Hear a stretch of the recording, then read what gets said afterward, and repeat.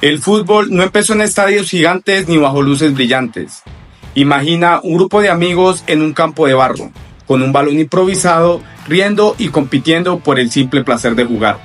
Así comenzó todo, con una idea sencilla, un balón, un espacio abierto y el deseo de disfrutar.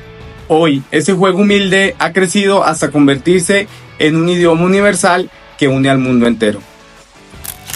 Desde las calles de un pequeño pueblo hasta los grandes estadios donde se celebran las finales mundiales, el fútbol ha recorrido un largo camino. Pero, ¿cómo pasó de ser un pasatiempo de unos pocos a un fenómeno global que trasciende fronteras y conecta a millones de personas? Esta historia está llena de sorpresas, logros históricos y momentos que te harán ver el fútbol de una manera completamente nueva. Mucho antes de Messi, Maradona o Pelé, existía la necesidad de patear algo. Desde hace más de 2000 años, civilizaciones como la China con el Kuju o los romanos con el Harpastum ya mostraban versiones rudimentarias del fútbol. En Japón, el Kemari era un ritual más que un juego. En Mesoamérica, el Pok-Tapong tenía incluso connotaciones sagradas. Pero lo curioso es que ninguno de estos juegos tenía un objetivo de gol como lo conocemos hoy en día. Muchos de estos se centraban en el pase, la coordinación o el ritual. El salto real hacia el fútbol moderno se dio en Inglaterra durante el siglo XIX. En las escuelas británicas, los estudiantes jugaban a su manera. Cada colegio tenía sus propias reglas. En algunos se permitía usar las manos, mientras que en otras no. Esto generaba conflicto cada vez que se enfrentaban entre sí. Por eso, en 1863 se fundó la Football Association, unificando las reglas. Aquí nace oficialmente el Fútbol Asociación, diferenciándolo del rugby. Las primeras reglas prohíben usar las manos, estandarizaban el tamaño del campo, el balón y el número de jugadores. Lo que comenzó como un intento por evitar peleas entre escuelas se convirtió en un movimiento imparable. A finales del siglo XIX, el fútbol ya se jugaba en varias partes de Europa, pero fue entre 1880 y 1930 cuando explotó como fenómeno social. En ciudades industriales como Manchester, Liverpool o Turín, los trabajadores jugaban después de turnos de fábrica. Los clubes nacieron de ahí, de la clase obrera y de los barrios. Era un deporte del pueblo, sin lujos, sin cámaras y sin dinero, solo pasión. Y esa pasión empezó a contagiarse. El fútbol cruzó fronteras, llegó a Sudamérica con migrantes europeos. Se instaló en África gracias al colonialismo británico. En Asia creció lento pero con fuerza en países como Japón, Corea y más tarde en China. En 1904 se fundó la FIFA y en 1930 se celebró el primer mundial en Uruguay. Participaron solo 3 equipos, casi todos invitados. Uruguay fue campeón en su casa. A partir de ahí, cada 4 años el mundo se detiene para ver rodar una pelota. El mundial se volvió una plataforma global.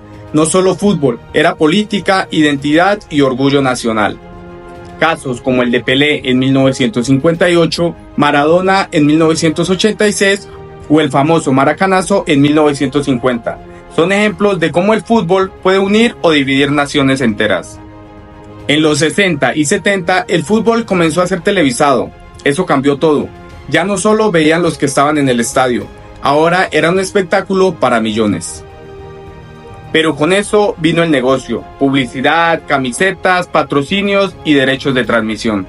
Luego llegaron los cambios de reglas, la tarjeta roja y amarilla en 1970, el gol de oro introducido y eliminado y el VAR en los años 2010.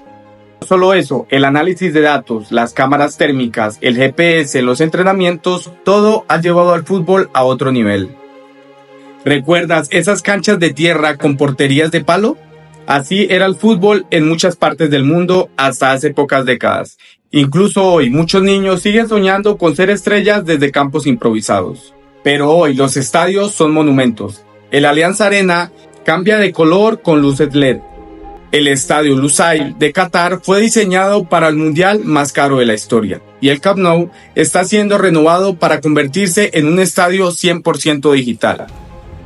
No solo son lugares para jugar, son centros de innovación, negocios y de cultura. No podemos hablar del crecimiento del fútbol sin mencionar a sus ídolos. Desde Di Stéfano y Johan Cruyff, pasando por Pelé y Maradona, hasta Cristiano Ronaldo y Messi, los jugadores han sido embajadores del juego. Cada época tuvo su referente, y eso mantiene viva la llama. Los niños quieren imitar a sus ídolos y el ciclo se repite. Y aún con todo esto, el fútbol está cambiando más rápido que nunca. La inteligencia artificial está analizando jugadas en tiempo real. Las ligas están explorando la realidad aumentada para que vean los partidos desde tu celular como si estuvieras en el estadio. Incluso se está hablando de mundiales interplanetarios en simuladores de realidad virtual para dentro de algunas décadas. ¿Hasta dónde llegará? Nadie lo sabe, pero lo cierto es que aún no lo hemos visto todo. Pasamos del polvo al estadio, de patear piedras a mover millones, de gritar goles en el barrio a gritar goles en todo el planeta. Y aunque parece que el fútbol ha alcanzado la cima, lo mejor de todo es que esto apenas comienza.